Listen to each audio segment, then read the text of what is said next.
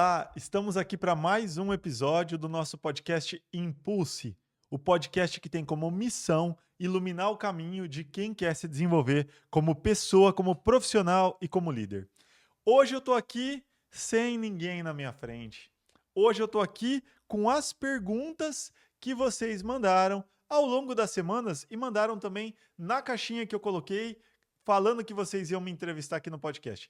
Surgiu até a ideia de chamar um de vocês para sentar aqui e fazer essas perguntas, mas nós não conseguimos viabilizar isso a tempo dessa gravação. Então hoje eu estou aqui, Rafael, para apresentar esse podcast para vocês, para ler essas perguntas, né? Para me fazer essas perguntas e conversar com vocês sobre cada uma delas. Quem está aqui me apoiando hoje é o Paulo. Paulo Garcia, meu braço direito, está na parte técnica aqui hoje. E vamos lá. Eu espero muito que esse podcast possa ajudar você na sua jornada e para você e para as pessoas que você conhece, né, que você sabe que estão buscando se desenvolver, encaminha esse podcast para ela, encaminha esse vídeo, manda lá, aperta o botãozinho, compartilha com as pessoas e a gente vai ter uma conversa aqui bacana. Curte, se inscreve no canal, faz tudo que você pode fazer para ajudar a gente. E deixa os seus comentários aqui embaixo. O que mais te chamou a atenção nesse episódio? Que pergunta que você teve a partir da nossa conversa? Que ideia que você teve? Pode deixar aqui embaixo e eu vou responder todos esses comentários para você depois. Tá legal? Vamos para a primeira pergunta. Eu peguei as perguntas todas e coloquei numa ordem mais ou menos lógica, até o ponto que eu consegui. Tá? Então vamos começar pela primeira. Como que eu comecei? O que eu faço? Qual é a minha história? Bom, talvez você já saiba, talvez não, mas eu não comecei de cara trabalhando na área de educação. Eu comecei a minha carreira, na verdade eu comecei o meu interesse pela área profissional quando eu conheci o computador. Primeira vez que eu vi o computador, não era notebook, era uma caixa, tudo. Falei, nossa, que bacana isso, quanta coisa dá para fazer com um computador. Isso era, olha só, vou entregar a data. Isso era 1992. Provavelmente muito antes de você nascer. Eu fui na casa de um tio meu, que era professor de uma faculdade, e ele tinha acabado de receber um computador. Foi a primeira vez que eu vi aquilo. Uau, como que eu faço para trabalhar com computador? Então, aqui na minha cidade, eu moro em Bauru, tem um colégio técnico, que é da Unesp, e que ele é chamado CTI. Então, eu vi o que eu precisava fazer para estudar no CTI. Por sorte, eu fui ver esse computador em agosto, e o CTI, a prova para entrar no CTI era em novembro, dava tempo ainda de fazer a minha inscrição. Eu fui lá, fiz minha inscrição, estudei para a prova, menos do que eu deveria, mas deu certo de eu ser aprovado no CTI. Então, eu fui fazer o meu ensino médio técnico. E aí, uma curiosidade para vocês, talvez vocês me chamem de nerd e tá tudo bem. Eu comecei a fazer o CTI em 93. E eu comecei a fazer de manhã, né, que era o horário que eu tinha passado. Só que eu comecei a ver assim, pô, era muito bacana o que eu estava aprendendo ali em relação à parte técnica, mas eu fiquei com medo do que iria me faltar em relação ao vestibular. Então, eu conversei com os meus pais na época, eles toparam, o CTI era uma escola gratuita. Eu tinha bolsa numa escola de ensino médio aqui na cidade, então eu consegui transferir no CTI para a noite e voltei a estudar no ensino médio normal de manhã. Então, eu fiz o meu ensino médio duas escolas. Gostava muito de estudar, além da parte de programação, eu gostava de Olimpíadas. Então, no ensino médio, eu comecei a correr atrás de Olimpíadas de matemática. Fiz no primeiro ano, no segundo e terceiro ano, tive a alegria de poder, alegria e também não tinha tanta gente assim interessada, em fazer a Olimpíada de Matemática nas duas escolas. E acabei ganhando algumas medalhas, mas deixa isso para lá. Bom, meu plano então era ir trabalhar com programação, fazer softwares. Naquela época não existia internet, só para você entender a época que a gente estava vivendo. era programa para o computador, ficava instalado no computador. Você podia fazer programa de gestão, podia fazer uns joguinhos muito bobinhos, que até tem vários hoje, que é aquela tela escura e umas luzinha meio verde. Era isso que a gente conseguia fazer. Um outro detalhe, não tinha nem monitor colorido, tá? O monitor colorido, o Windows, apareceu em 94. Olha que louco. 93 para 94 chegou lá, mas eu não tinha isso no CTI. Bom, quando eu comecei a ir para a reta final de vestibular, conversando com os meus pais, conversem com seus pais, tá? Eles podem criticar. Meu pai era sempre o que podia dar errado. Meu pai falava: pai, se você estiver assistindo esse aqui, um beijo. Mas eu aprendi a lidar com isso e entender que as coisas que os nossos pais falam pra gente são sempre pensando no nosso melhor, tá? Anota isso. Todo mundo, inclusive os nossos pais, sempre faz o seu melhor. Então a gente tem que olhar para a nossa vida e entender que aquilo que fizeram com a gente foi o melhor que eles podiam, com a história que eles viveram, com tudo que eles aprenderam. E a gente, em relação à nossa família, em relação aos nossos filhos, a gente tem um instinto de querer proteger. Isso não é por mal, isso não quer dizer que a gente não queira que os nossos filhos cresçam. É que é um instinto de proteção, poxa. Pai e mãe tem isso. Né? Se a gente não se preocupar em cuidar dos nossos filhos, entendendo que algumas vezes a gente vai cuidar demais e vai estar atrapalhando o desenvolvimento deles, o que a gente faz? Então, esse é o grande desafio, tá bom? Bom, mas conversando com meu pai, principalmente com meu pai nesse ponto, veio a questão de, olha, programação não é uma profissão regulamentada. Qualquer um pode ser programador. E isso vale até hoje. Qualquer um pode ser programador. Você agora, se você entrar no YouTube aqui, num outro canal e procurar como ser programador, você pode virar programador. Inclusive, faltam milhares, dezenas, centenas de milhares de programadores no Brasil. Tá? É uma área que tem muita carência. Bom, qualquer pessoa pode ser programador. Beleza. Então, por que você não faz engenharia? Na época, estava na moda um negócio que era engenharia mecatrônica, que era engenharia que envolvia uma parte mecânica com uma parte eletrônica. Bom, eu fui prestar engenharia, não passei na Unicamp. Esse ano foi um ano que teve uma fraude na Unicamp, teve 2 primeiras fases e tal, foi um rolo. Eu não passei na Unicamp, eu passei na Unesp. E fui fazer engenharia elétrica na Unesp.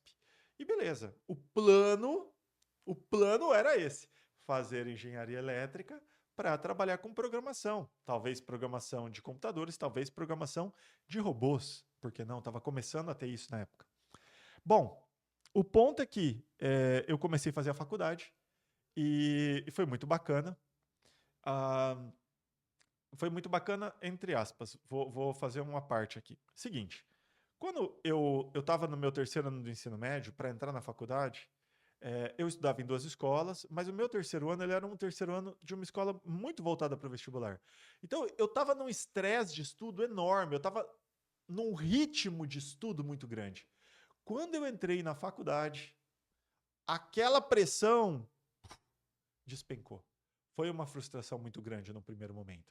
Porque eu estava saindo de um ritmo de estudo de 40, 50, 60 horas de estudo por semana para 24 horas de aula na minha grade da faculdade.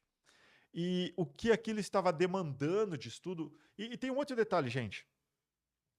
Quando você está no ensino médio, 3º ano, cursinho, os professores buscam ter uma didática para facilitar o seu aprendizado muito grande. Quando você entra na faculdade, nem sempre vai ser assim. Então, se prepare, tá bom? Não deixe isso te frustrar, te paralisar, mas só esteja preparado para a realidade. E hoje, com a internet, você tem recursos que na época eu e meus colegas não tínhamos. A gente tinha os livros da biblioteca. Era aquilo que a gente tinha que caçar para estudar, tá bom? Voltando então. Comecei a fazer a faculdade, me dediquei a fazer projeto de iniciação científica. E aí chegou um momento que eu precisava de grana. Eu queria começar a fazer algumas coisas. Eu ainda não estava trabalhando, tinha vindo de um ritmo intenso de ensino médio. E aconteceram algumas coisas em casa, meus pais se separaram também. Eu preciso trabalhar, beleza. As oportunidades que eu tinha tido de trabalho, além de fazer bicos na cidade, organizar festas, algumas coisas assim, eu tinha um pouco desse espírito empreendedor, era dar aula na escola que eu tinha estudado, naquela escola que eu tinha feito ensino médio com bolsa.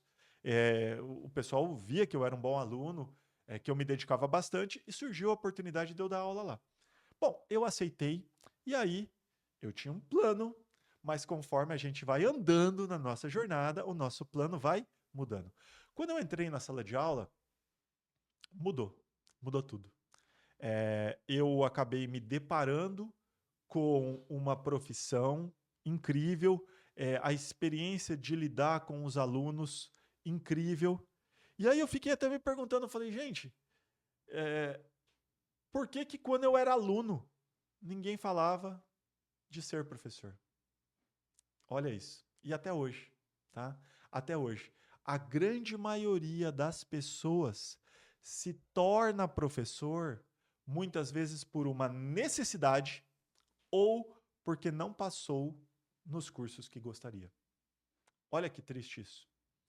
O que acontece se a pessoa que vai ensinar os nossos jovens, a pessoa que vai ensinar os nossos filhos, está fazendo a terceira, quarta ou quinta opção da vida dela? Está fazendo o que ela conseguiu porque as outras coisas não deram certo?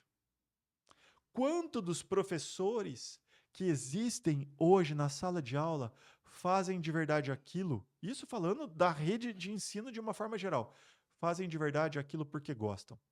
Muitos, mas a grande maioria não. E o que acontece quando a gente não faz o que a gente gosta? Quanto que a gente vai atrás de livro? Quanto que a gente vai atrás de estudar?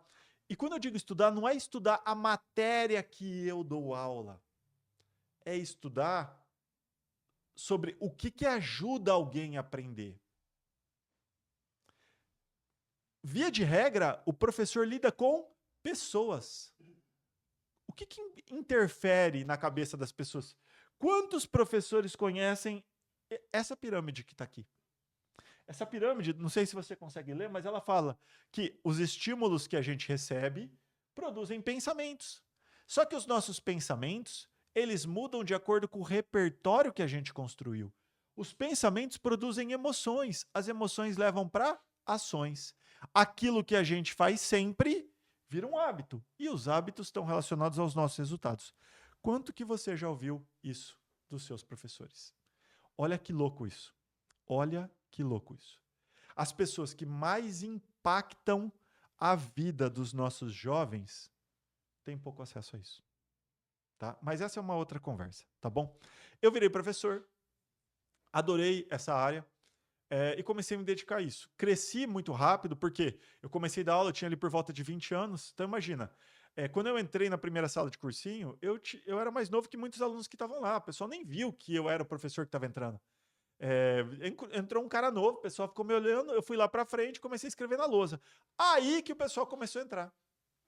Então, assim, foi desafiador isso, porque você imagina a desconfiança em relação a quem estava lá na frente? Entrar numa sala de cursinho com um monte de gente que já estudou um monte, imagina quanto que eu tinha que estudar para estar lá na frente ajudando os alunos. Mas isso era desafiador para mim, isso era motivante, tá? E isso foi a minha alegria por alguns anos. Só que, lembra, a gente tem um plano, mas conforme a gente vai percorrendo a estrada, às vezes os nossos caminhos mudam. Às vezes os nossos pensamentos começam a ser diferentes. Eu comecei a questionar o seguinte: poxa, eu só estou ensinando a passar no vestibular. Isso é importante? É. Mas e a vida que vem depois? Isso começou a me incomodar. Muito, muito, muito. E chegou ao ponto de eu pensar em parar. Nisso, eu sofri um acidente, fiquei hospitalizado, tive a oportunidade de refletir a vida, voltei e terminei a faculdade, montei um negócio, quebrei meu primeiro negócio, mas fiquei com isso na cabeça. E aí seguida no aula, tinha as contas de um negócio para pagar, porque eu quebrei, né? Tinha que pagar os empréstimos, tudo. E conforme eu terminei de pagar esse empréstimo, surgiu uma outra oportunidade de negócio. Era 2005 já. E essa mesma escola que eu tinha começado a dar aula, eu dei aula num monte de escola, mas eu estava de novo nessa escola. Os donos dela tiveram a oportunidade de abrir uma faculdade EAD. Um polo de uma faculdade EAD. Veja, 2005 era o começo do EAD no Brasil. Eles não quiseram, ofereceram para os diretores, e como eu era um professor diferente, um professor que falava de negócios, um professor que falava de pensamentos, um professor que falava de relacionamento, eles me chamaram para ser sócio. E eu acabei entrando nessa sociedade. Com o tempo eles saíram, eu acabei ficando sozinho. Tive outro sócio, depois ele também saiu. E esse foi o meu primeiro negócio. E esse negócio completa 20 anos no ano que vem. Então hoje a gente tem 3 unidades de educação à distância em 3 cidades aqui do interior de São Paulo. Hoje a gente tem por volta de 1.500, 1.600 alunos, mas a gente já formou mais de 7.000, 8.000 alunos. A maioria deles adultos. Olha que bacana. A experiência de uma formatura, de um negócio desse, ele é muito diferente. Por quê? Veja, como que é a sua formatura, né? Provavelmente, ou como foi a sua formatura? Você foi lá, recebeu o diploma e estava lá o seu pai, o seu avô, né? Para te dar parabéns. A formatura de uma faculdade à distância, muitas vezes, é o pai que vai receber o diploma. É o avô que vai receber o diploma. A avó, a mãe, a tia. Olha que louco isso. Olha que louco isso. E essa experiência de ver pessoas que já tinham muitas vezes desistido do seu sonho de ter uma faculdade, de ter um curso superior, ver isso acontecendo é bonito demais, tá bom? Então, assim, a gente nunca conseguiu fazer muitas formaturas aqui, por questão de grana mesmo, a mensalidade ela é baixa, então as pessoas que estudam acabam tendo uma condição financeira menor, né? Acabam tendo uma remuneração menor, então não dá para gente fazer formatura todo ano. Então a gente fez poucas, mas as que a gente fez foram extremamente marcantes. Bom, só para acelerar aqui, depois da faculdade eu comecei a trabalhar com tecnologia. Montei uma empresa de tecnologia para educação.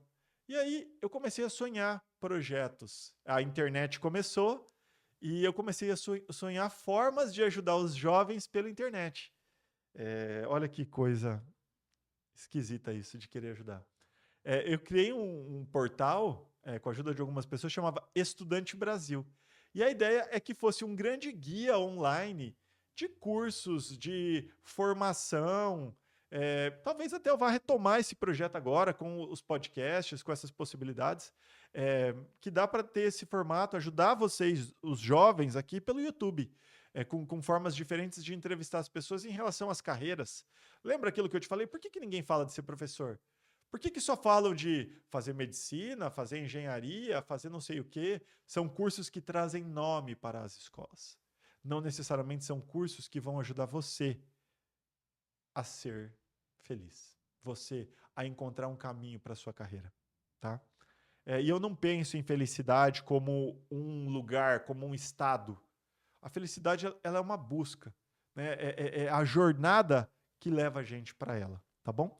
Mas eu comecei a trabalhar, montar essas empresas de tecnologia, montar esses projetos. O primeiro foi Estudante Brasil, depois teve o Professor Brasil, que era sites para professores, que ajudasse o dia a dia do professor na escola, que ele pudesse ter a plataforma do aluno. Nessa época as escolas não tinham o lugar lá que o professor colocava a matéria, tal. Veja, tudo isso era antes de existir muita coisa.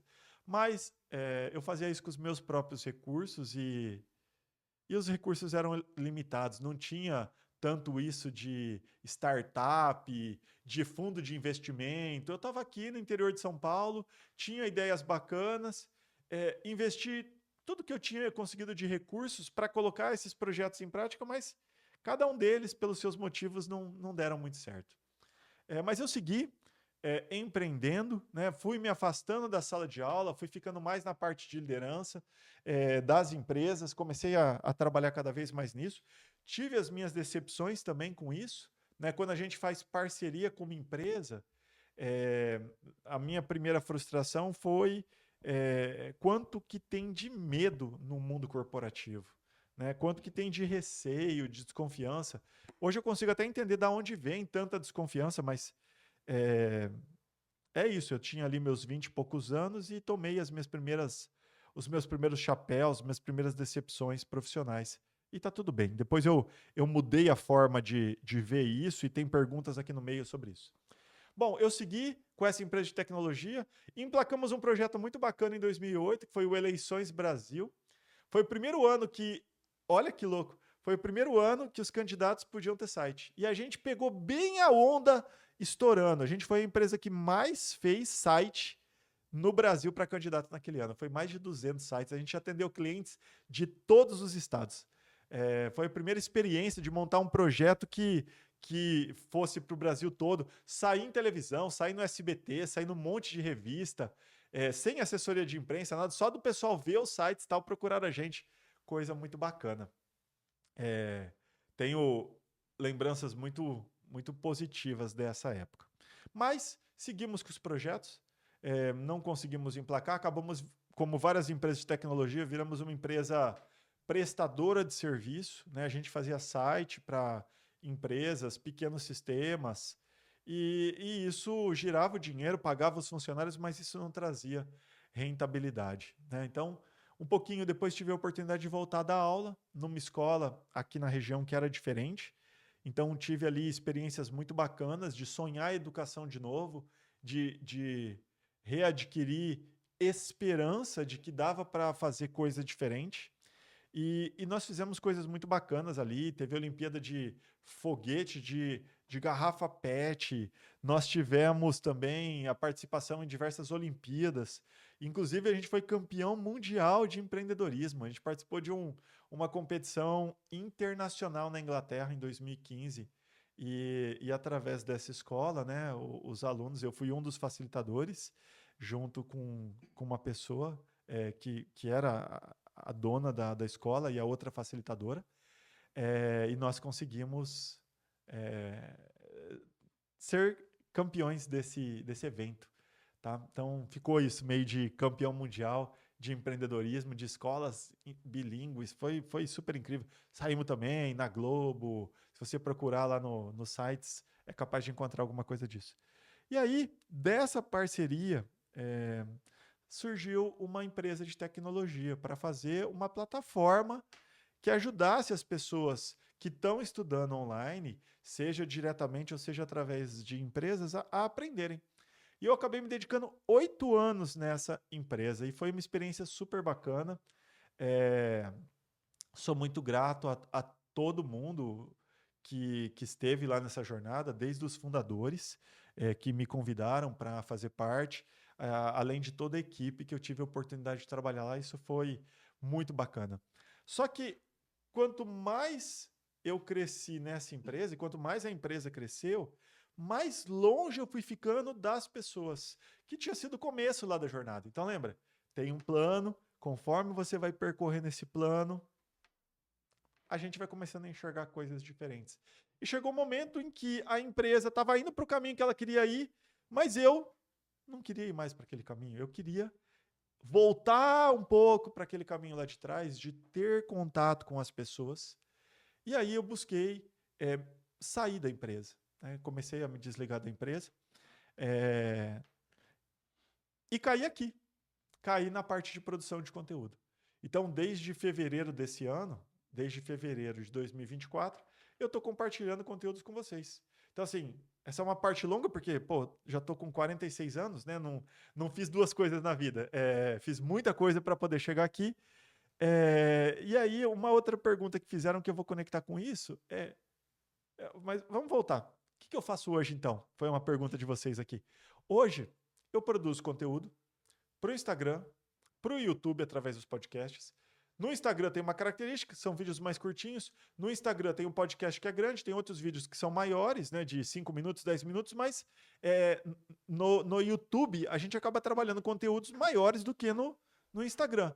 E tem os cursos, os treinamentos, as mentorias, palestras. Eu escrevi um livro, meu primeiro livro, que é Liderando Pessoas Mais Velhas, como jovens podem conquistar respeito, construir confiança e multiplicar os resultados de uma equipe que tem pessoas de várias gerações.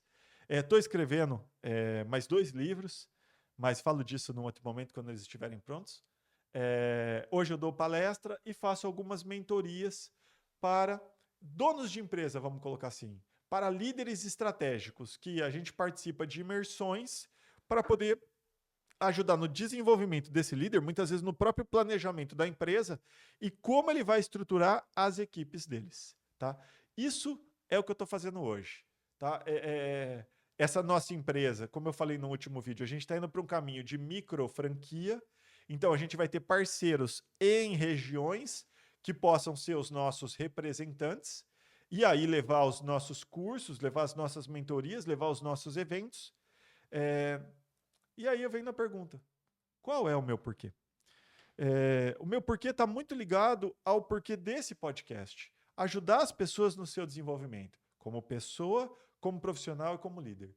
Se você que está assistindo aqui, uma pessoa, duas, tiver alguma ideia, tiver algum insight, algum pensamento que te inspire a dar o seu próximo passo, a começar a sua jornada ou avançar na sua jornada, estou cumprindo a minha missão aqui, tá bom? Mas o meu grande porquê é ajudar nisso, é ajudar nessa ampliação da consciência em relação ao que a gente quer fazer. Então, veja, muito do que a gente não faz, muito do que a gente não age, muito do que a gente não muda, é porque a gente não consegue ver.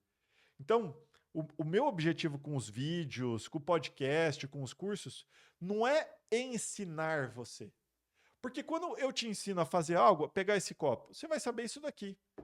O que eu estou buscando te ensinar é como que eu penso, que perguntas que passam na minha cabeça e que me ajudaram a passar pela minha jornada, a chegar aonde eu estou. Seja passando pelos pontos positivos, passando pelos pontos negativos e a superar esses pontos negativos. Dividir a forma de pensar com você para que você possa ampliar a sua maneira de pensar também. Porque pensando mais, pensando melhor, pensando de uma forma diferente, você pode construir a sua jornada. Então, muito do que eu falo aqui não é para enfiar as coisas na sua cabeça, não. É para te dar ideias e as suas ideias mudarem a sua vida. Tá bom? Esse é o meu grande porquê. Eu acredito que se eu ajudar você que está aqui a ser uma pessoa melhor, a ser um profissional melhor, eu estou impactando não só você, mas os seus pares, a sua família, o lugar que você trabalha. Faz sentido isso? Eu posso estar muito louco, mas é nisso que eu acredito, tá bom? Então, eu saí de uma posição executiva em que, vamos falar que eu tinha uma remuneração muito bacana para começar mais um negócio do zero, tá? E eu tô aqui nessa jornada, tá bom? Cada dia é uma batalha. Eu saí de uma empresa que a gente estava lá em 80 pessoas e aqui a gente está. No primeiro dia era eu e mais duas. O Paulo, que está comigo há bastante tempo na outra empresa, a Nathalie, que veio trabalhar comigo até antes dessa empresa começar. E hoje, curiosamente, na próxima semana começam 2 estagiários a trabalhar com a gente para serem formados aqui em posições específicas, que é difícil encontrar pessoas. E a gente tem uma pessoa trabalhando com a gente também na parte de internet. Ela me ajuda a responder algumas mensagens de Instagram, que às vezes eu não consigo responder todo mundo. E é isso, um pouquinho da minha história e um pouquinho do meu porquê. Outra pergunta, né, que vocês fizeram lá é se eu sou casado, se eu tenho filhos. Então, eu estou no meu segundo casamento. Eu tive um primeiro casamento que durou por volta de uns 15, 16 anos. Tive 3 filhos no meu primeiro casamento. O Felipe, que está com quase 20 anos. A Valentina, que nesse momento está com 14. E a Anabela, que está com 10 aninhos. Tá? Acabou de fazer 10 aninhos. E cada um deles está num momento de vida e são filhos incríveis. E no meu segundo casamento, eu tô no meu segundo casamento desde 2021. E a minha esposa tinha um filho, que é o Vitório, que na época que eu conheci ele tinha 3 anos, e hoje eu tenho ele como um filho de coração. E então eu digo com todo orgulho que eu tenho 4 filhos, que eu sou casado, com uma esposa que eu sou apaixonado, por mais que muitas vezes ela não acredite, mas eu tenho 4 filhos, tá? É isso. que é importante para você? Olha, mais uma pergunta aqui. Na loucura de fazer tudo acontecer, cada fase da vida a gente tem algumas prioridades. E eu já passei por dificuldades, eu já quebrei, lá no comecinho, como eu contei para vocês, eu quase quebrei essa empresa que a gente está dentro hoje, que vai completar 20 anos o ano que vem, pela questão de recursos, porque eu comecei financeiramente com o meu salário. Então, assim, até contei num dos outros episódios, né? A primeira empresa que eu montei, de verdade, assim, tirando a que eu quebrei, foi a minha televisão, foi o meu computador, foi a minha mesinha.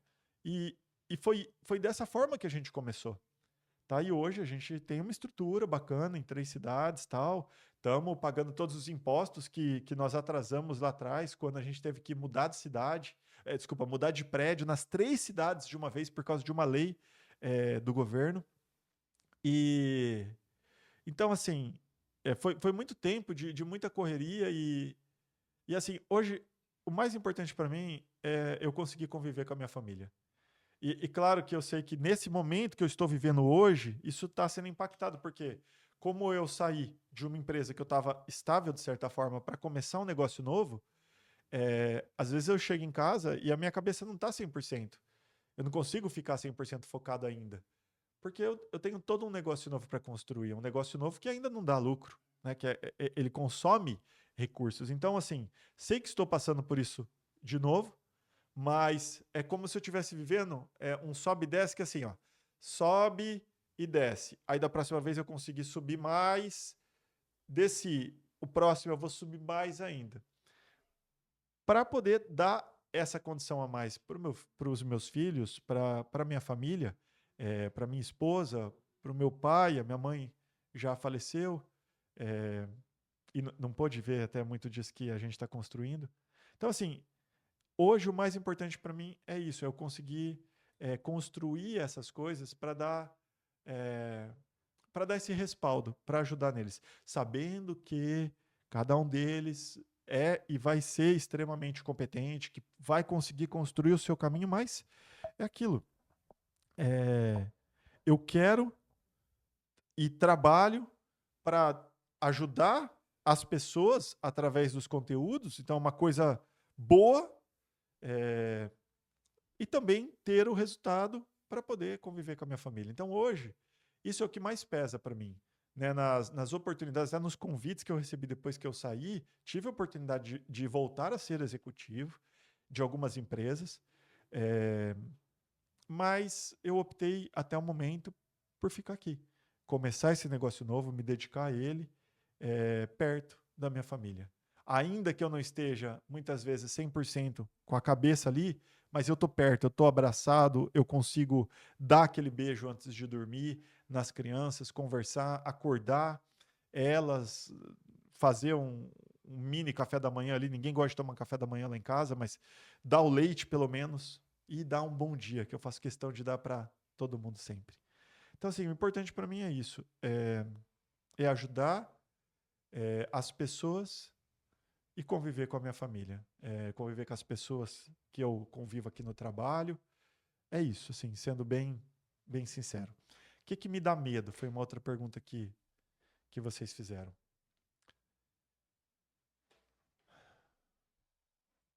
O que me dá medo?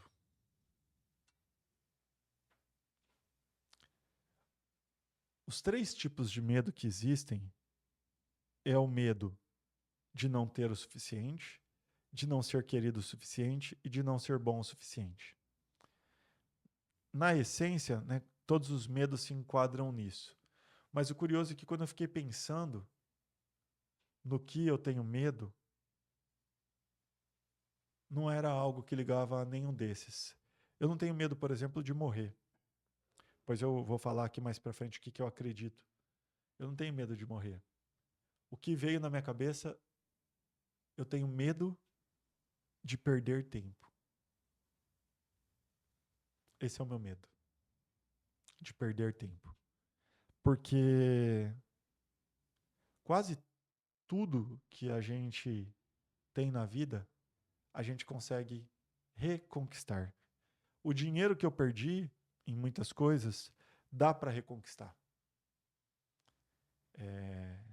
Eventualmente, um bem ou outro que eu perdi, o tempo não. Eu não consigo, por mais que eu ganhe dinheiro, eu não vou conseguir comprar tempo com a minha mãe.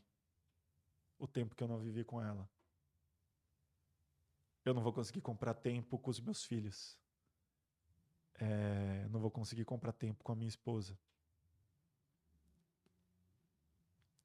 Então, o que eu tenho medo, eu acho, é disso. É de perder tempo.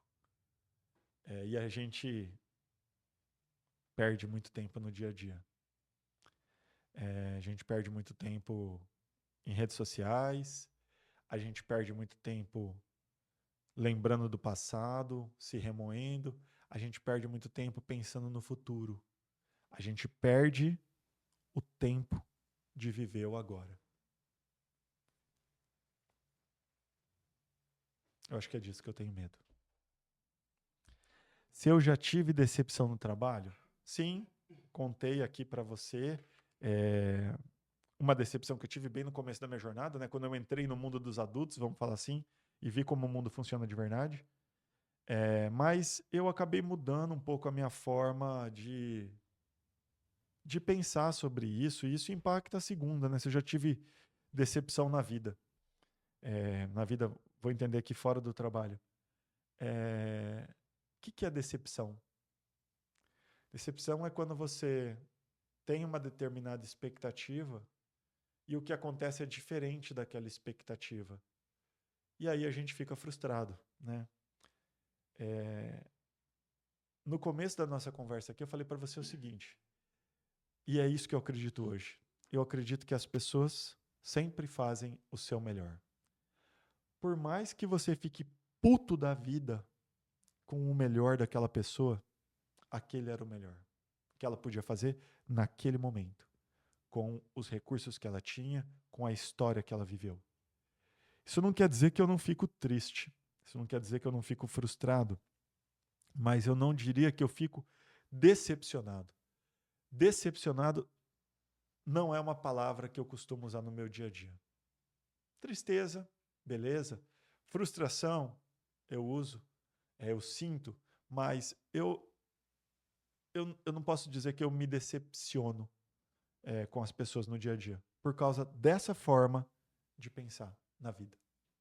Faz sentido para você? Seguindo aqui para mais perguntas, nossa, a gente passou por uma fase meio pesada aqui da nossa conversa. Vamos ver as outras perguntas que vem aqui. Eu anotei todas, né, pegando do Instagram, mas olha, agora deu até uma descida. Deixa eu tomar um gole de água aqui, porque vamos dar uma animada. O Paulo tá dando risada aqui, né? Mas sou eu que tô aqui pensando, lembrando. Uau! Vamos lá. Vamos ver se a gente entra numa outra fase aqui. Ó. Qual o meu maior desafio como líder? Aí eu vou mudar a pergunta um pouquinho. Vou falar de uma outra coisa primeiro. Para mim, o que é ser líder? Então, vou falar disso primeiro. E mais uma vez, eu vou citar aqui o pessoal da Crescimento. O Arthur Diniz, o PA, que hoje já não está mais na Crescimento, mas que esteve lá. O Marco Fabossi, o Dan Porto. E, e tem uma pessoa, depois eu falo dela, Renato Cury, eu vou falar já, vai. Que, assim, cada um deles colaborou com o meu desenvolvimento, e vários outros profissionais que estão lá dentro, mas cada um deles comemorou com o meu desenvolvimento de alguma forma. Eu me identifico mais com o jeito de ser de uns do que de outros, mas todos eles foram importantes para mim. Mas em especial, Marco Fabossi, Dan Porto e Renato Cury. Uau, como essas pessoas são incríveis. E através dos livros do Fabossi, do livro ali do Arthur e dos cursos que eu fiz lá, ficou muito claro para mim o que é ser líder. Ser líder é servir. É servir as pessoas. Ser líder não é sobre mim, é sobre os outros. Ser líder não tem a ver com o que eu vou ganhar, mas tem a ver com o que os outros vão ganhar com a minha liderança. O que eu vou fazer o dia a dia deles ser melhor, eles serem pessoas melhores, profissionais melhores com a minha presença. Então, eu aprendi isso com eles, eu incorporei isso na minha vida e eu mudei como pessoa e mudei como líder. Eu já fui um líder escroto, tá? É triste falar, mas é verdade. Eu já fui um líder escroto, um líder que não conseguia enxergar a parte de baixo disso aqui. Não conseguia enxergar que as ações das pessoas são sempre reflexo das emoções e dos pensamentos que elas têm. Então, se eu quero que uma ação seja diferente, eu preciso entender que emoção está levando para aquela ação. E trabalhar para mudar a emoção que a pessoa está sentindo. Pensa o seguinte, você, onde você trabalha, ou você na sua vida, tanto faz fora do trabalho, você já deve ter ouvido a mesma mensagem que outra pessoa.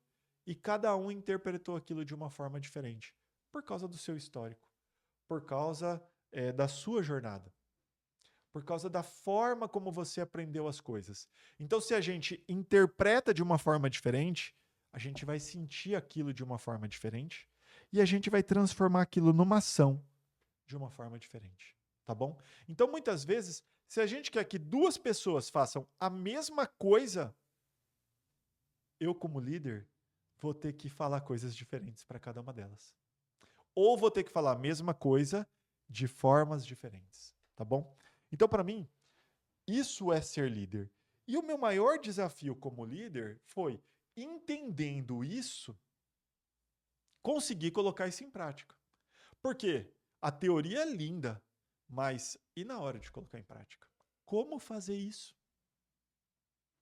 Então, eu entendi um outro aspecto, né, de que o caminho para isso é conhecer as pessoas que eu convivo como líder. O que eu preciso fazer para conhecer as pessoas? Primeiro de tudo, eu preciso me interessar por elas. Quem é você? Então, se você viesse aqui um dia para uma entrevista comigo, a pergunta que eu ia fazer logo no começo da conversa é: quem é você? Qual é a sua história? Seja para um cargo de gestão, seja para trabalhar no operacional, seja para fazer um estágio. A pergunta é mesmo: quem é você? Como é a história da sua família? O que aconteceu com você para você chegar aqui agora? Porque isso, primeiro, aproxima, né, a outra pessoa de mim, me aproxima dela, do mesmo jeito que eu pergunto também, conto as minhas histórias, como eu estou fazendo aqui com você nesse momento, tá? Tô contando a minha história para você, os meus erros, minhas cagadas, é isso, tá? Então, o maior desafio é colocar isso em prática. Por quê? Não basta eu ter uma conversa com o Paulo. Se, de repente, o Paulo sair da minha agenda, o Paulo, eu me afastar do Paulo, eu deixar de dar tempo para o Paulo, o que vai acontecer entre eu e o Paulo? Vai começar a ser construído uma distância. Então, pensa em árvores, tá? Jardim, planta. O difícil não é plantar. O difícil é você cuidar todo dia. Todo dia. Para que aquilo possa crescer. Esse é o desafio de um líder. É não ser engolido pela correria do todo dia. É não esquecer que o papel do líder é cuidar das pessoas para que as pessoas cuidem do resultado da empresa. Então, esse é o meu desafio. Tá? Esse, para mim, é o meu maior desafio como líder. Aí, uma outra pergunta aqui. O líder tem que saber fazer todo o trabalho operacional do seu liderado? Minha resposta, depende. Por que depende? Porque depende do setor. Tá? Então, vou dizer assim, um líder técnico talvez tenha. Talvez tenha.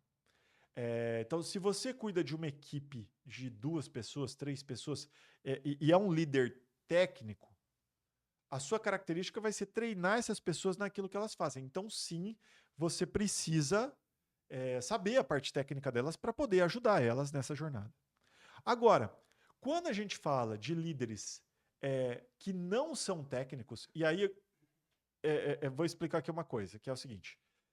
na jornada de crescimento de uma empresa, você tem o crescimento horizontal e você tem o crescimento vertical, tá? Quanto mais na vertical você cresce, menos técnico você se torna. Então, líderes que cresceram na vertical, então vamos lá. Eu trabalho numa equipe e eu passo a liderar os meus colegas. Somos 3 pessoas lá. Preciso saber a parte técnica. Aí eu pulo para uma outra faixa. Eu vou coordenar mais 2 ou 3 equipes, iguais às que eu estava. Eu já tenho que me especializar mais na parte de gestão de pessoas, na parte de gestão de metas, na parte de gestão de resultados. E aí, a nossa cabeça, ela pode aprender tudo, mas ela sempre vai guardar mais aquilo que você está dando mais ênfase. Então, nesse momento em que você passa para esse escopo, você precisa olhar mais para a gestão do que para a parte técnica, tá bom? Então, sendo prático, o líder tem que saber fazer todo o trabalho operacional do seu liderado? Depende se ele é um líder técnico ou se ele não é um líder técnico. Líder técnico, sim. Se o líder não é técnico, não. O líder não técnico tem que focar gestão de pessoas, metas, indicadores, processos, sistemas, mas não necessariamente na parte técnica. Ele vai ter pessoas no time para ajudar ele. Ah, mas no meu time eu não tenho. Aí vamos lidar com as exceções, tá bom? Mas a essência é essa. E inclusive, quanto mais o líder cresce, né? Então, assim, eu era programador. Se eu sentar ali no computador agora para programar, difícil. Vou patinar um monte aqui. A lógica continua aqui. Eu consigo ter uma discussão. Mas eu sentar para escrever o código hoje é bem mais desafiador. Eu estou enferrujado, tá bom? A outra pergunta que vem é a seguinte: como fazer para o líder não perder o amor pela empresa? E aí eu vou trazer uma outra parte dessa pergunta primeiro. O que faz alguém sentir amor pela empresa? O que faz alguém se engajar de verdade pela empresa? É a pessoa e a empresa estarem indo para o mesmo caminho. Estarem indo para o mesmo caminho ajuda nisso, ajuda nessa conexão. Agora, imagina o seguinte: então esse é um elemento, tá? Outro ponto, a gente está indo do mesmo jeito? A gente aceita fazer as mesmas coisas para chegar lá? Então, vamos lá. O que eu quero dizer com isso? Vocês sabem o que é valor? Valor é como a gente manifesta as coisas que são importantes para a gente. Então, as empresas, elas têm valores. Respeito, foco no cliente, foco no resultado. Vamos pegar outros exemplos aqui. Accountability, comunicação assertiva. Tem vários valores. São palavras, mas que na prática, essas palavras, para elas serem de verdade, não uma palavrinha escrita na parede, elas precisam ser ações. Então, querer ir para o mesmo lugar aonde a empresa está indo é um ponto. Aceitar, concordar com os comportamentos que aquela empresa entende como corretos é um segundo ponto muito importante, tá bom? Então, assim, o que faz alguém perder o amor ou perceber que eu não quero mais ir para aquele lugar? Então, vou dar um exemplo por mim. Eu não perdi o amor pela empresa que eu estava antes, que eu era sócio, inclusive. Eu apenas entendi naquele momento, e isso não é um dia acordei, não, foi um processo, foram meses. Eu não quero mais ir para aquele lugar. Acho aquele lugar bacana, importante, mas eu quero ir para um outro lugar que é importante para mim também. E que a empresa não está indo. Beleza, então é um desvio. Tá bom? Agora, muitas vezes, as pessoas querem chegar no mesmo lugar, mas um não concorda com a forma de agir do outro. Isso vai gerando essa desconexão. Então, para mim, isso. Como fazer para o líder não perder o amor pela empresa? Ter claro para onde a empresa quer ir, para onde o líder quer ir, como que a empresa quer fazer esse caminho, da onde ela está até lá, o que ela aceita, o que ela não aceita fazer, e o líder a mesma coisa. Tão alinhados, o amor não vai acabar. Tá? Estou usando a palavra amor porque foi aqui a pessoa que mandou usou. Tá? Se isso estiver desalinhado, primeira coisa é conversa. É possível alinhar?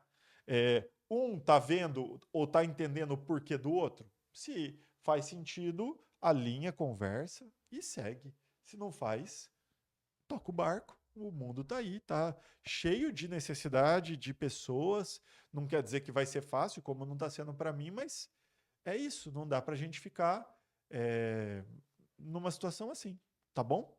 Então, respondido aqui. Essa pergunta eu já respondi também. Vamos lá para a segunda parte. A gente já está indo aqui para a segunda parte, para a reta final. No que eu acredito. Uau. Então, o podcast pode falar, né? Então, vamos lá.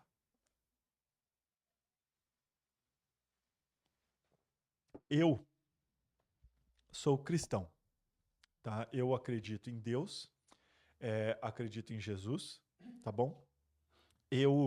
Como eu disse até num videozinho lá no Instagram, mas é um vídeo bem curtinho. Eu não consigo acreditar que, por uma questão do acaso, na combinação de dois elementos químicos, dois átomos se transformaram numa molécula, um grupo de moléculas se transformou numa outra substância, que se transformou não sei o quê, que se transformou num negócio, que passou a ser o elemento primário da vida, que continuou tendo um monte de acaso, mesmo que esses acasos tenham acontecido ao longo de bilhões de anos, e que a gente chegou até aqui. Tá? Para mim, assim, é um princípio até da física, né? É um princípio da vida. Causas simples, efeitos simples. Causas complexas, efeitos complexos. O que a gente tem hoje no mundo é muito complexo. Então, entenda o seguinte: se a Terra tivesse alguns quilômetros mais para um lado ou mais para o outro, a órbita já não seria a mesma, a temperatura já não seria a mesma, a vida já não seria a mesma, o sistema solar, só para falar do nosso sistema, já não seria o mesmo. Gente, eu não consigo acreditar num acaso tão grande. Tá? Para mim, um negócio tão complexo assim foi planejado. E tá tudo bem se você pensa diferente disso. Tá? Então, eu acredito em Deus, porque eu não tenho fé suficiente para acreditar no acaso. Eu acredito em Jesus, que Jesus esteve aqui na Terra, que ele nasceu, que ele fez tudo o que ele fez, que ele foi crucificado. E eu olho tudo isso sob, né, a ótica espírita. O que eu quero dizer com isso? Eu acredito, e eu vou falar por mim, pelas evidências que eu encontrei, pelos estudos que eu fiz até hoje, que a vida não acaba quando a gente morre. E isso é muito importante para mim. Foi importante quando eu tomei isso entendi isso como uma verdade na minha vida, pelo seguinte. Quando eu estava vivendo esse processo de tentar entender no que eu acreditava, e uma das hipóteses é a vida acaba quando a gente morre, beleza. Só que se a vida acaba quando a gente morre, e eu só tenho essa vida, por que eu vou pensar no outro? Eu não tenho por que pensar no Paulo aqui. Acabou essa vida, acabou. Perdão da palavra, Paulo. Que se foda o Paulo. Cada um por si. Se não tem Deus, é cada um por si e não tem ninguém por todos. Só que eu vi evidências suficientes para entender que a vida não acaba. E aí, isso conecta com, tá, se a vida não acaba, tá, o que acontece depois? A gente vai para o paraíso? Putz, ia ser muito tranquilo. Então, assim, isso não conversa com o meu racional. Tá, eu vou viver aqui uma vida e vou lá para o paraíso depois e fico lá e se eu fui bom, eu vou ter uma vida boa, se eu fui mal, eu vou ter uma vida ruim. Não vou para o paraíso, né? Vou para o inferno. Cara, causa simples, efeito simples. Causa complexa, efeito complexo. É tudo muito perfeito. As evidências de que nós voltamos para cá me fizeram a ver a vida de uma forma que eu tô aqui no plano físico, depois eu vou estar lá no plano espiritual. Depois eu vou estar aqui de novo no plano físico, numa outra realidade. Vou estar aqui algumas vezes como homem, vou estar aqui algumas vezes como mulher, vou estar aqui algumas vezes como branco, vou estar aqui algumas vezes como negro, vou estar aqui no Brasil, vou estar na África, vou estar na Europa. Eu vou passar por diversas experiências. E sendo assim, a pessoa que está do meu lado pode ter sido meu primo, meu irmão, minha esposa, meu marido. Pode ser que no futuro seja meu filho. Então, isso fez com que mudasse a minha forma de ver as pessoas que estão à minha volta. Pô, se todo mundo, né, tá nessa jornada, se todo mundo, de certa forma, tem essa relação, vamos se ajudar. Então, olha a missão do podcast. Ajudar as pessoas. Por quê? Porque eu acredito nisso. Porque eu acredito que, do mesmo jeito que eu já recebi muita ajuda e cheguei onde eu estou hoje, se eu puder ajudar outras pessoas, pô, é uma coisa boa para todo mundo. Então, é nisso que eu acredito. E isso impacta o meu trabalho, o que eu aceito fazer, o que eu não aceito fazer. Então, por exemplo, estamos vivendo um momento aqui de jogos online. Um monte de cassino, até eu que sou pequeno, tem lá 11 mil pessoas no Instagram, já recebi proposta para fazer propaganda para ganhar dinheiro de jogo. Vou fazer? Isso vai ajudar alguém na jornada dele? Os jogos são feitos para alguém ganhar? Infelizmente não. É um negócio. E é um negócio que para que a empresa ganhe, as pessoas têm que perder. Eu não vou fazer isso. Entende? Isso não conecta com os meus valores. Isso não conecta com aquilo que eu aceito fazer. Tá? É isso. É isso. É nisso que eu acredito. Eu acredito em Deus, eu acredito em Jesus, eu acredito que a vida não acaba quando a gente morre, na verdade a vida de verdade é lá, e quando a gente volta, a gente segue a nossa experiência. Então é uma sucessão de experiências. É nisso que eu acredito. Tá bom? Sendo mais transparente e sincero com você. Respeito aquilo que você acredita. O importante de tudo é a gente fazer o bem. Uma coisa que eu costumo dizer é que 99% das religiões são iguais. E em vez da gente se juntar pelo que elas são iguais, muitas vezes as pessoas brigam pelo 1% que elas são diferentes. Olha que coisa incrível isso. Todas as religiões falam de fazer bem para o próximo. Todas.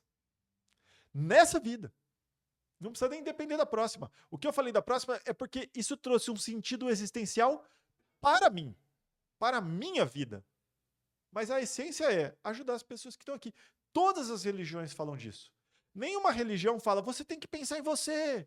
Você tem que ser bom só para você. As pessoas não importam. Tem alguma religião que fala isso? Não. Perdoe. Perdoe de novo. Porque você também vai errar. As religiões falam disso.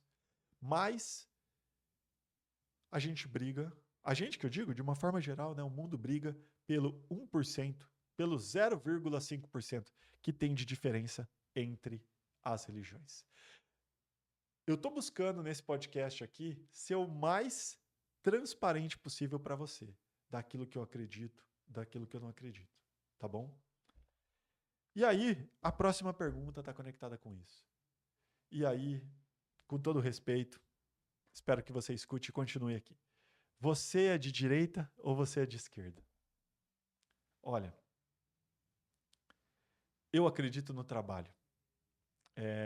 Eu não consigo acreditar que o Estado, com toda a ineficiência que ele traz, consegue trazer progresso.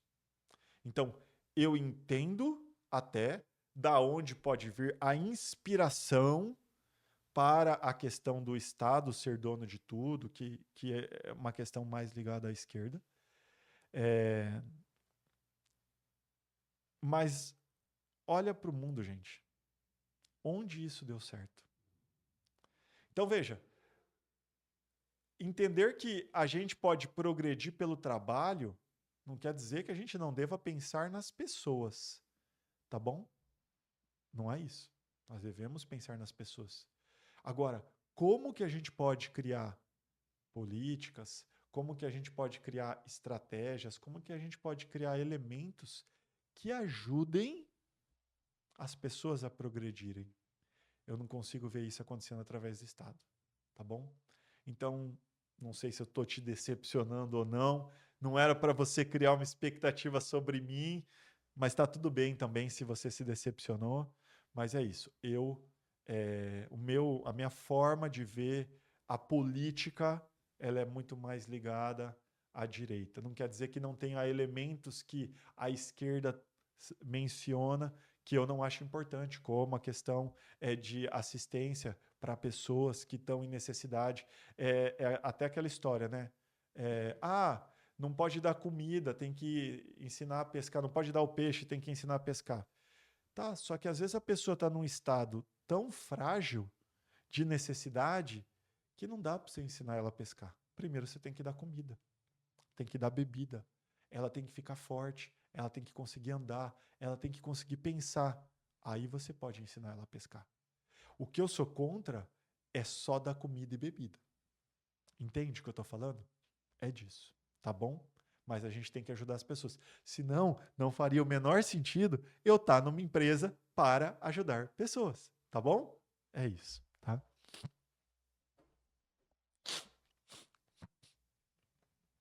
O que você não aceita? Então vamos lá. Na parte de valores, eu tenho muita dificuldade de permanecer num ambiente em que eu sinto falta de justiça, tá?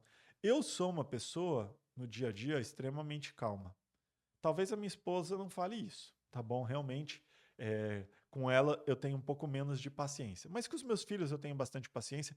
Com as pessoas do trabalho eu tenho muita paciência. O Paulo está aqui e pode ser testemunha disso. Se você que está assistindo esse vídeo já trabalhou comigo, pode colocar aqui embaixo, tá? E assim, agora que eu sou um líder bacana, né? Há 10 anos atrás talvez eu não fosse. E aí tem alguns casos que eu não era tão legal. Mas mesmo assim, eu tenho paciência. Eu não sou uma pessoa muito explosiva. Mas se tem uma coisa que me tira do sério, é injustiça. E não é injustiça comigo. Injustiça comigo eu consigo levar numa boa. O que faz o meu sangue ferver é eu ver injustiça com alguém que está numa posição da hierarquia da empresa mais baixa. E que muitas vezes, por estar numa posição mais baixa do que a outra que está falando, ela não consegue se defender. Eu não sei se, porque quando eu era jovem, eu passei por situações, não vou dizer que era bullying ou não, mas que eu me senti injustiçado e eu não me defendi na época porque eu não tinha os recursos para me defender, porque eu não sabia falar. Isso é o que me tira do sério. Então, às vezes que eu já perdi a boa no trabalho, que eu já perdi a boa em reunião, foi em situações assim, porque alguém ali estava passando por uma situação de injustiça, e a pessoa não estava conseguindo lidar com isso. Então, isso é uma coisa que eu tenho muita dificuldade para aceitar, até no ambiente social, tá bom? Então, assim, se eu estiver passando na rua e ver uma confusão, eu vou falar. É isso. É isso. Não quer dizer que eu dou porrada nem nada, mas eu não fico quieto, tá bom? Eu não fico quieto. Então, é isso. Estou buscando ser transparente aqui com você, tá bom? Por que eu parei de ser professor? Até falei um pouquinho disso, né? Mas eu parei de ser professor porque, para mim, não fazia mais sentido só ensinar para o vestibular. Eu queria ensinar ou ajudar a aprender para a vida, tá bom? Simples e reto. Eu parei de ser professor porque eu não acredito no sistema que tem hoje. Um sistema que passa 15 anos preparando para uma prova, na grande maioria das escolas, tá bom? É isso. E não importa se a escola é cara, se é barata, a grande maioria prepara para o vestibular, tá? Então, assim, existem escolas diferentes? Sim, existem escolas diferentes. Tive a oportunidade de trabalhar em uma escola que era diferente, que em alguns aspectos, né, formava para a vida, tudo, mas a grande maioria das escolas prepara para o vestibular. E tem a importância, mas não dá para ser só para isso. Tá bom? Assim, na verdade, o sistema que a escola trabalha é um pouco da questão da orientação política. O nosso sistema educacional ele foi construído a partir de políticas, tá? Que o governo define e que impacta a forma como as escolas vão agir no dia a dia. Então, estamos falando de coisas lá de décadas, tá bom? Muitos dos pensamentos que estavam por trás desses movimentos, e eu consigo entender de novo a origem deles. Se a gente pensar década de 40, década de 50, década de 60, muitos empresários eram escrotos. Eles realmente eram exploradores. E aí criou-se um ranço do ser empresário, do ser empreendedor. Só que passaram 60 anos, 70 anos, a indústria se modernizou, a mídia se modernizou, e o que se modernizou na escola? Hoje, muitas vezes, se usa uma TV ou um projetor multimídia para projetar a mesma matéria que antes se escrevia na lousa. Isso é mudança? Infelizmente não. Então, as escolas, de uma forma geral, elas formam pessoas para trabalhar. E elas formam pessoas para trabalhar com raiva de quem está dando aquela oportunidade de trabalho. Como se fosse fácil dar uma oportunidade de trabalho. Então, esse é o sistema que existe hoje. Tanto no público como no privado. Então, por isso, eu parei de ser professor, tá bom? Vou voltar para a área de educação? Sim, não deixo de estar na área de educação. Tem uma unidade de educação para adultos que formam já profissionais, beleza. Atuo aqui com os conteúdos, com os cursos, beleza. Mas ainda vou voltar. Mas aí vai ser uma escola diferente. Coisa para daqui a alguns anos, tá bom? Por que eu não faço curso para professor? Porque eu fiquei traumatizado quando eu lancei o Professor Brasil. E era um projeto super bacana para ajudar os professores. E a gente chegou a dar de graça ele para mais de 300 professores. E desses 300, mais ou menos uns 30 chegaram a entrar na plataforma. Desses 30, 2, eu falei 3, mas na verdade 2 usaram de verdade. 2,5, vai, um usou mais ou menos. Olha isso, tá? E aí, vamos lá, do meu período como professor, tá bom? Do meu período como professor. Eu era professor e eu ia para congressos, para estudar. Quantos professores iam? Pagos pelo próprio professor. Porque uma coisa é, a escola vai pagar para todo mundo ir num congresso, beleza. A escola vai pagar um treinamento, beleza. O professor faz porque ele é obrigado. Quantos professores investem de verdade? Tem alguns, com certeza tem alguns. Mas eu não sei se dá para montar um negócio de verdade em relação a isso. Então, talvez, quando esses negócios novos aqui de produção de conteúdo estejam mais estruturados, mais financeiramente estabilizados, eu comece algo para o professor. Nessa linha do que eu estou falando aqui, para que o professor seja empreendedor, para que o professor forme pessoas, forme jovens para o futuro, para o mundo. Mas eu sei que eu vou ter que falar muita besteira, vou ter que entrar em muita briga, então eu prefiro estar com a parte financeira estabilizada para que eu não dependa desses recursos como negócio. Tá bom? É isso. Tá? Sendo de novo. Olha, vocês pegaram umas perguntas aqui que tá fazendo eu falar coisas aqui que talvez eu fosse demorar para falar. Mas tudo bem, vamos lá, beleza. Quais as áreas que eu mais gosto de atuar? Eu gosto de atuar com liderança, desenvolvimento de pessoas, comunicação, vendas, empreendedorismo, construção de cultura. Mas, para mim, são todas áreas, de certa forma, conectadas. Facilitação da aprendizagem, engajamento de pessoas. Todas essas áreas, para mim, elas se conectam, tá bom? Então, eu gosto de atuar em todas essas áreas, tá? Quais os meus maiores fracassos? Eu quebrei uma vez, em 2001, eu tentei montar uma empresa de educação. O negócio que eu tentei montar lá atrás era assim, olha, Ao invés dos jovens irem para São Paulo, irem para não sei o quê, os estudantes universitários, para participar de um congresso, por que a gente não traz o palestrante para a cidade? Poxa, é, é uma ideia. Claro, antes de existir a internet, né, era muito mais difícil levar o conhecimento, né? Hoje é só entrar no YouTube e pronto, mas naquela época não era. E aí eu ia nas faculdades panfletar e as pessoas pegavam um panfleto. É festa? Não, é um curso. E tinha gente que chegava até a devolver o panfleto. Ah, não. Eu vi panfleto e achei que era festa. E isso, eu tentei trabalhar algo que não era para o momento. Tá? Como talvez hoje também não fosse. Tá? Hoje a internet, ela acabou ajudando, mas até hoje. E é um pouco da própria dificuldade que a gente passa hoje. A gente tem dificuldade para vender nossos cursos porque a gente não vende promessas fáceis. A gente não promete 5 mil de salário em 3 meses de curso, 10 mil de salário em 3 meses de curso, 30 mil de salário em 6 meses. A gente não promete isso. Porque eu não consigo acreditar.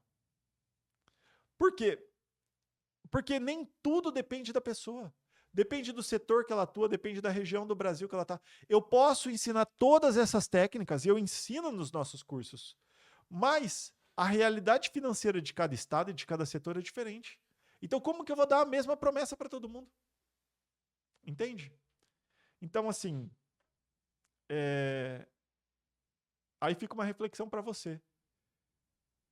Você está procurando que tipo de promessa?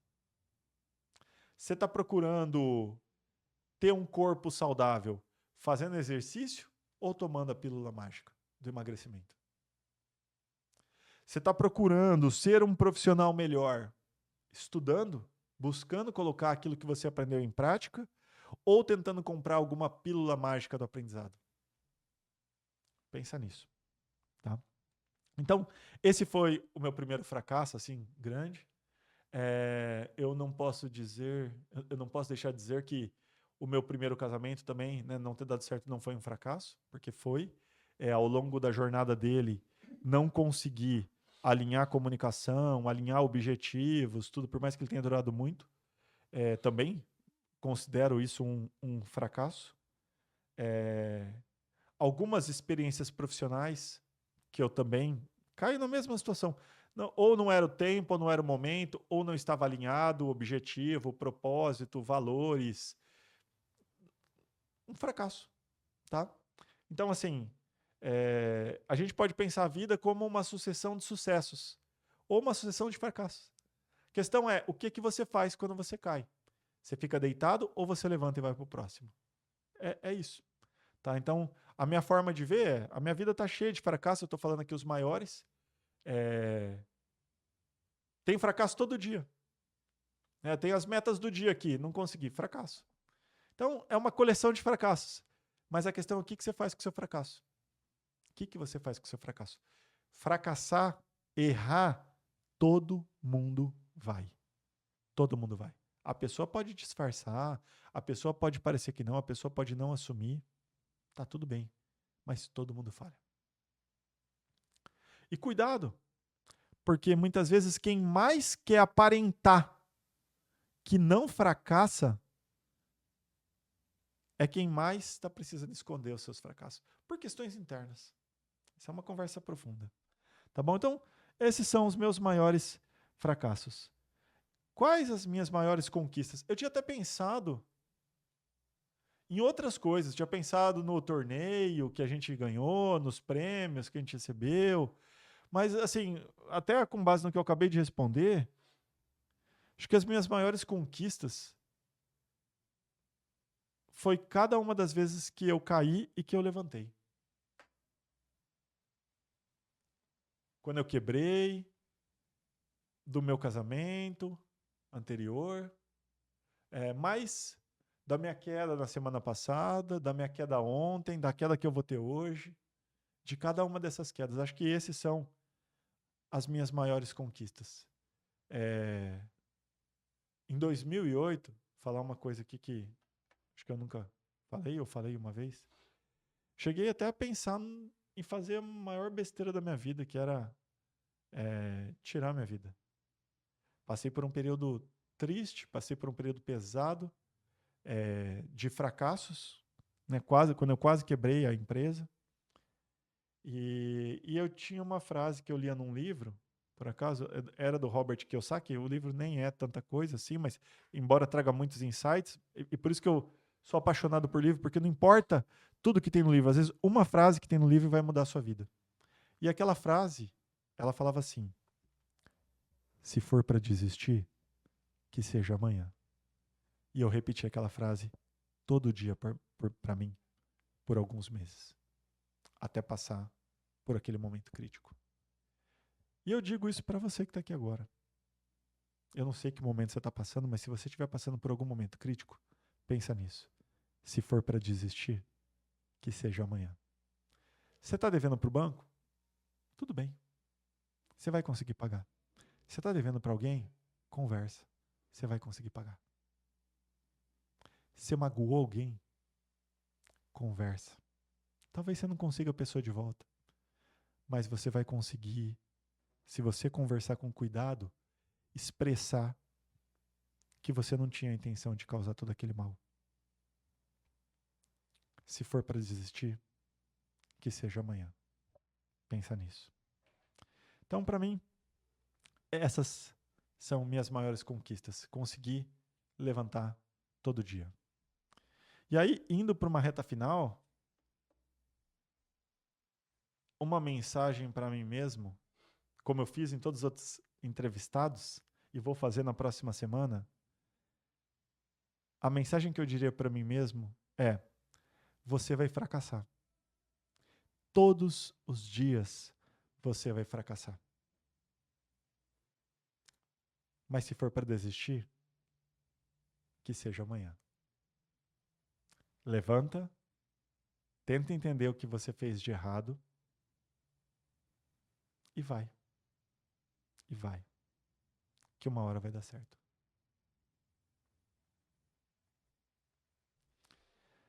Livro para indicar. É uma coisa que eu fiz nos outros também. Eu deixei 3 aqui. Blink, do Malcolm Gladwell. O subtítulo é A Decisão num Piscar de Olhos. E esse livro, ele fala de quantas nossas experiências vão moldando o nosso cérebro, vão mudando as nossas impressões. E quando você bate o olho na pessoa, quanto que elas vão construindo o que a gente chama de intuição. Então, quando a gente bate o olho em uma pessoa, bate o olho numa determinada situação, aquela intuição é reflexo dessas experiências acumuladas. Então, a gente precisa ouvir essa intuição, mas a gente também precisa entender que a nossa intuição não é perfeita, tá bom? E a gente pode influenciar ela construindo novas experiências, tá bom? É isso. Então, esse livro por esse motivo. Vender é Humano, do Daniel Pink. Por quê? Porque quando eu entendi o que era vender de verdade, a minha vida mudou. Isso que eu estou fazendo aqui com vocês agora é uma venda. Eu estou vendendo ideias para vocês. Estou vendendo o que eu acredito para vocês. Dependendo da minha argumentação, você vai falar assim, faz sentido. Dependendo da minha argumentação, não. E tá tudo bem. Vender é isso. Vender é conversar, vender é trocar, vender é resolver o problema de alguém.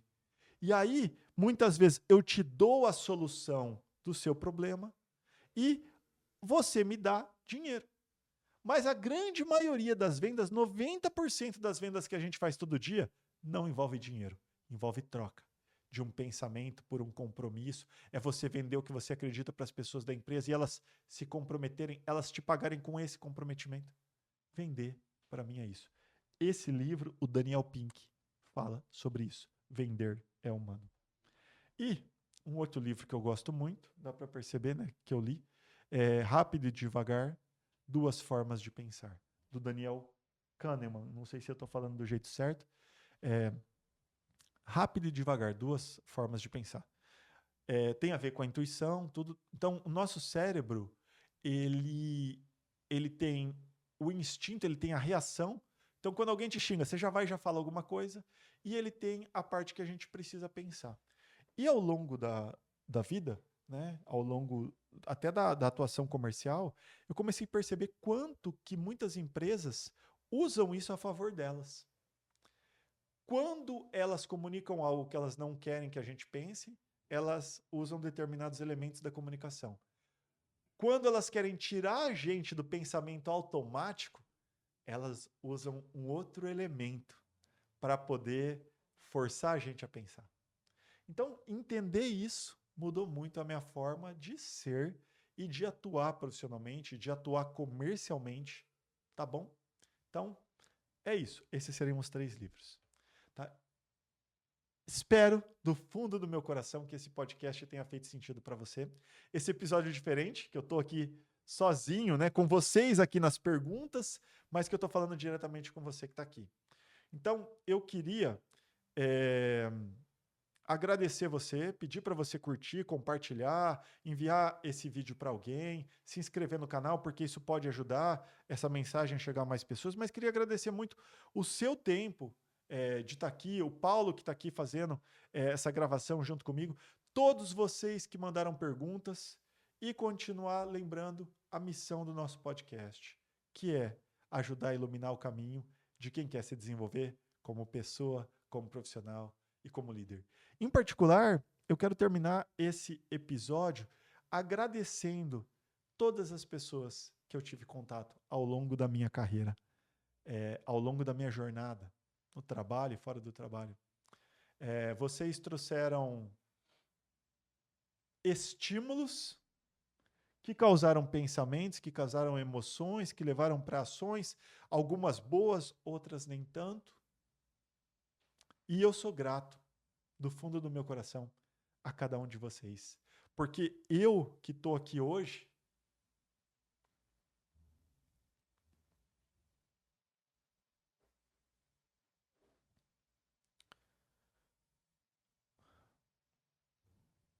cheio de fracassos,